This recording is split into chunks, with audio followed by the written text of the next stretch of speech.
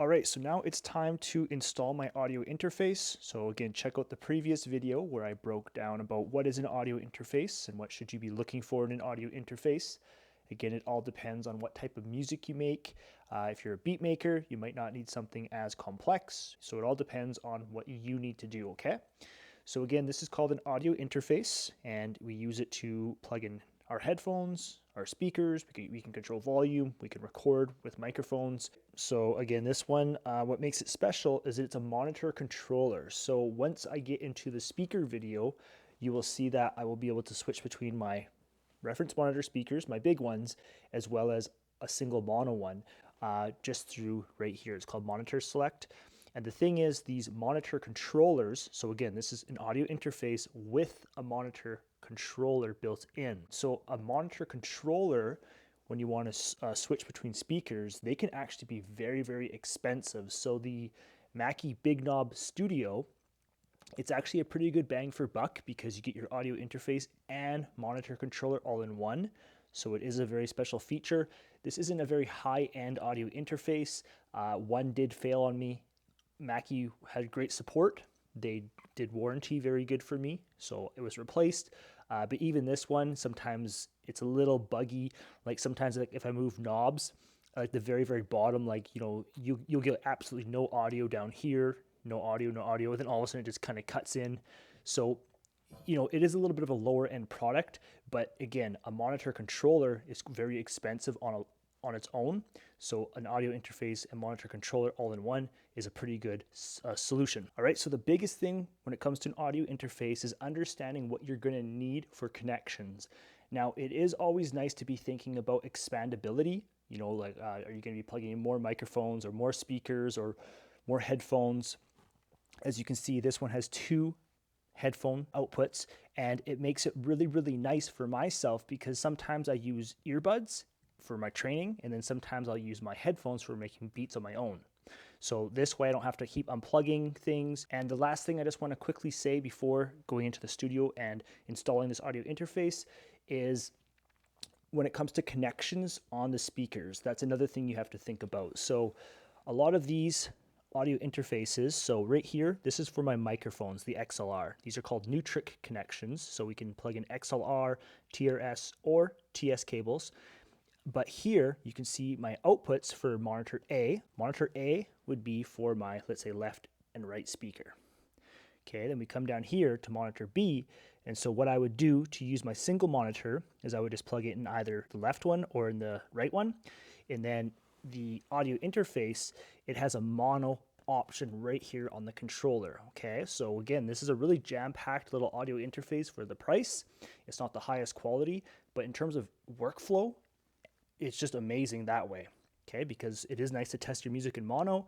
I can turn down the music really, really quick with dim, or if someone's talking to me, I can just go mute. I don't have to turn down my volume because a lot of times when you're making your beats, a lot of times you kind of have like that sweet spot where you always like to listen to your music, and you can just mute it so that you're always in that sweet spot, and you can turn down your volume there as well. What I'm just trying to say is you want to think about connections from the audio interface to what you're going to be plugging in. So for example, you're going to be plugging in your speakers. So let me just turn these speakers around. And so how this works is this type of speaker has an XLR input as well as a TRS input. So from this audio interface, I would just use a TRS cable from here to here.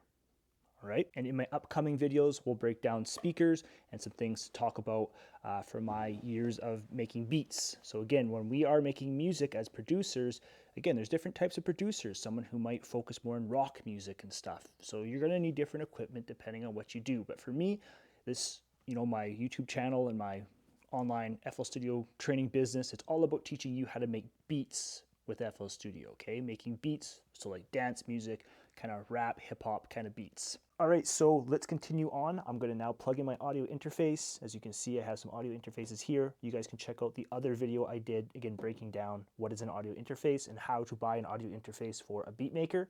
So this is my current audio interface, and it is going to be installed right here. And again, I have drilled a hole in my desk, which just allows cables to kind of route from the bottom. Kind of goes up in the hole, you can kind of see right there, and it just gives a much cleaner install. So right now things look a little bit messy, but as we start connecting things, it'll look a little cleaner. But again, for me, it's more about workflow, not making things look perfect, okay? So first, how do we plug in an audio interface? So audio interfaces are changing a little bit in nowadays with USB-C, but this is USB Type B. I'll just share that with you first. So let's look at the cables quickly, and then I'll actually plug in my audio interface. Now, what I want to say is 49 key MIDI keyboard goes on this tray. Again, I have my little custom tray, which is awesome for workflow. And then to the side here is where the audio interface goes. This is again why I like that 49 key, because the transport buttons are about in the middle. I play my keys, and then the audio interface is right to the right, so I can control volume. It gives me a phenomenal workflow. I have my typing keyboard, my mouse, my audio interface, my keyboard, and then again the monitors. Okay, so to connect an audio interface, this is called a USB-A, Type A, right? That's what we all probably know. Here, you may not see this connection very often. This is a USB Type B, and if you have a printer laying around, it's typically just a printer cable, okay? So this is typically what we're plugging into our audio interface. For the older school kind of ones, you can see that's the USB port right there. Now, just for clarity, this is called USB-C, which I'm sure you've seen by now. It's becoming much more common nowadays. One thing just to quickly mention for audio interfaces, when it comes to USB 2 and USB 3, we really don't take up all the bandwidth of USB 2. Now, the next thing I want to quickly talk about is how do we plug in our speakers as well as microphones into an audio interface. So I'll just quickly share the cables. So this is called a 1/4 inch jack, and this is called a Nutric connection. So it takes both XLR and a 1/4 inch cable. I'll explain that with the cables right here, okay? So this is called a 1/4 inch jack, but you got to be careful. This is called a TRS cable. It's a balanced cable, and this is what typically we are plugging our speakers in with, but you may also see XLR, okay? So this is XLR male, and then this here is XLR female, and many times these have a little locking mechanism. And most often we're using this for microphones, this for our speakers, but essentially these are the same cable. They're both balanced, which means that you can run the cable longer with not as much noise, okay? And for me, when I have my speaker cables, like I mentioned to you already, if I have a speaker here, and then I have a speaker here on the left, I typically like to have the same length of audio cable, okay? All right, so what I'm gonna do is I'm just going to plug in my audio interface. So this one in particular does have power as well as USB. Most audio interfaces just have a USB port, and that powers it as well as sends the actual data to your computer. So USB, power, left speaker, right speaker, and then in the case of the mono speaker, I just put one cable in, and then I have the mono button here. So again, check out my other video explaining about what is an audio interface. I also break down this interface a little bit more for you. And then for my microphones, I just plug them in here. So I use one for my courses, and then I use one for my podcast. And so for courses, I just use like a little shotgun microphone, just so that the actual microphone is out of the camera, and you get pretty good audio quality. It's good enough. And then for the podcast, you kind of get like that kind of a broadcast kind of sound, and also it's very quiet in case there's like noise outside. So again, when you're selecting an audio interface, it all comes down to knowing what do you need it for. For me, I only need 2 mic inputs and I'm good to go, okay? So again, I'm going to plug in USB, power, left and right speaker, my one mono speaker. Again, when I'm doing this one, I have to select B, okay? I would disable A, and then I have to enable mono, okay? Otherwise, I'm only hearing the left. So I want to hear them both combined, only on the B. But you can also go to mono on the actual main speakers, because sometimes going to mono is nice. And it's always nice to have a mono button on the audio interface for that workflow. All right, so this is where my audio interface lives here on the right. Again, my cables are coming out here, as well as some cables I'm just going to leave hang, but it's awesome for workflow. It's easy to change cables out if I need stuff like that, rather than routing them all the way around the desk and then back up the hole. I just put the ones that are necessary. These ones go down to a sub. So that is actually one thing I want to talk about. I'll talk about this in the speaker video, okay? But when we are dealing with a subwoofer and speakers and your audio interface, you actually need 4 audio cables. because what happens is 2 audio cables leave the audio interface, okay? Those 2 cables actually go to the subwoofer first, and then from the subwoofer, one would go to the left speaker, one to the right. So keep that in mind, that if you do want to have a sub, which I do recommend if you have the money and the space for the noise, because subs are definitely louder, they're really nice to hear that low end. All right, so looking at the back of the sub, what are you seeing here? You're seeing inputs and outputs. And how many cables do you see? You see 1, 2, 3, 4. This cable down here is for this pedal, okay? This turns off and on the sub. It's really nice for workflow. So if I'm working off of my speakers and I don't want to hear the sub just for a moment, I can push that pedal and then this cable will turn off. This cable down here is power. So we only have 4 cables. So what I'm saying is these ones come from the audio interface. I have a right and a left, and then what happens is we come on the outputs, so the left and the right are now going to go to your speakers. So keep that in mind. If you want a subwoofer with your speakers and your audio interface, you need 4 cables. And it's always nice just to buy your cables just a little bit extra long, because if you want to reposition your sub or your speakers, you don't have to worry about it just making it. And just quickly, we'll cover this in another video, but you can see I can just adjust my volume here, and it also has a crossover. So this just determines how much of the sub you hear and how much of the speaker you hear on that low end. All right, so let me just clarify all these cables here for my audio interface. It might look intense, but it's not very intense, very, very simple. So again, what's gonna happen is from the audio interface, because it's gonna live here, so the audio interface leaves, these 2 cables go to the sub. And then again, the subwoofer is now going to the speakers, okay?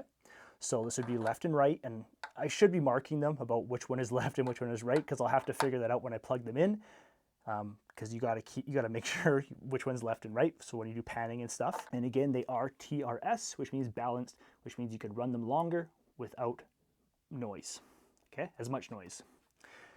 This one here is power. And again, I just plug that into the power bar on the desk for my computer screens, like you've been following along if you've been following the series so far. So that's simple. That is the power cable. So I'll just put them to the side here. Here I have my 2 microphones. So like I said, I like to have 1 microphone for courses and 1 microphone for the podcast. And I'll just put these down here for now. So all we're left now is USB, simple, plugs into the computer. And then I have my headphones, okay? So I have this extension cable for my audio interface is 1/4 inch, and again, it is a TRS, but in this case, it's actually a left and right for your headphones. So I put the audio interface there. I have it an extra long cable, comes all the way around the back, and I have it right here as a little extension. So I actually plug my earbuds into that. And again, this stays totally out of the way, and it gives me a really good workflow. So USB, straightforward, power, straightforward, left and right speaker. 1 cable will be for my single mono speaker.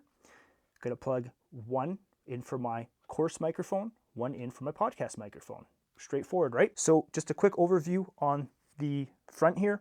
So this is how I control my microphone volume, but for the most part, a nice thing about having a preamp for the microphone is that I've already boosted the volume of the microphone going through the channel strips. So the microphone plugs into one of these channel strips.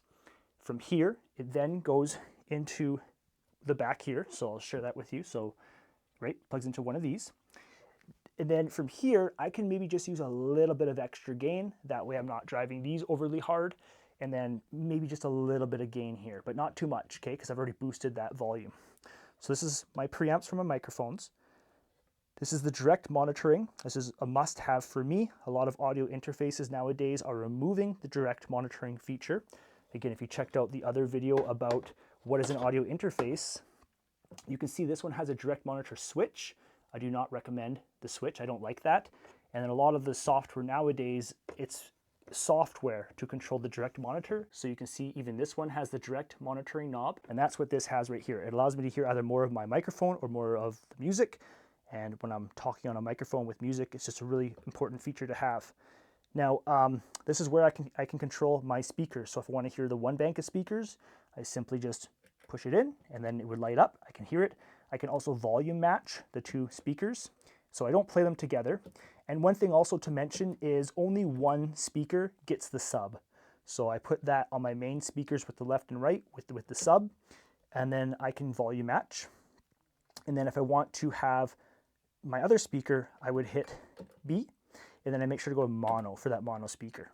All right, so when you have an audio interface with this full control, it gives you a great flow. Most of the time, I've always had an audio interface just with one headphone port, okay? And if I put this one up here as well, so this is by Focusrite. This one was the first generation. Great, good audio interface. The second one, the drivers, and I guess the hardware was better. It reduced the latency, so I really like that about it. But only one headphone port, okay? So the two headphone ports is very nice. I like it. One for, courses with the earbuds, and then I'll use one for headphones, like if I'm making beats. It's just really nice for workflow.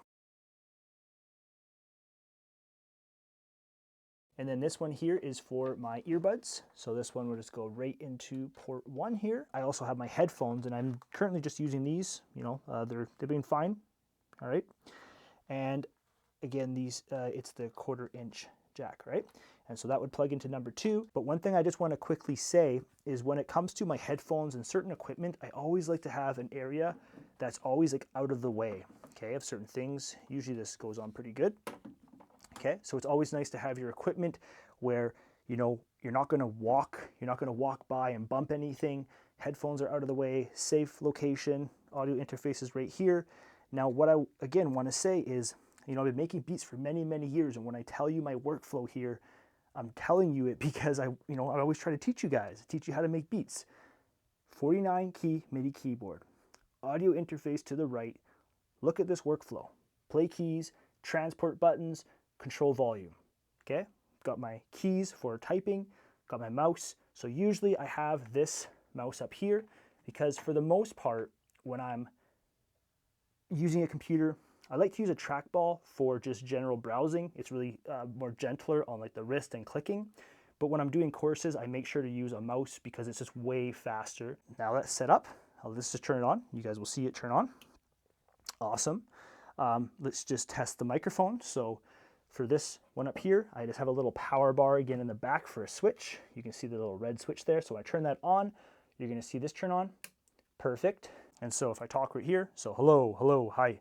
All right, so awesome, we're good to go. So there you guys go. That's how I set up my audio interface in my home studio. And I hope you guys enjoyed. So again, if you want to learn to make beats with FL Studio, visit me over at itsGratuiTous.com.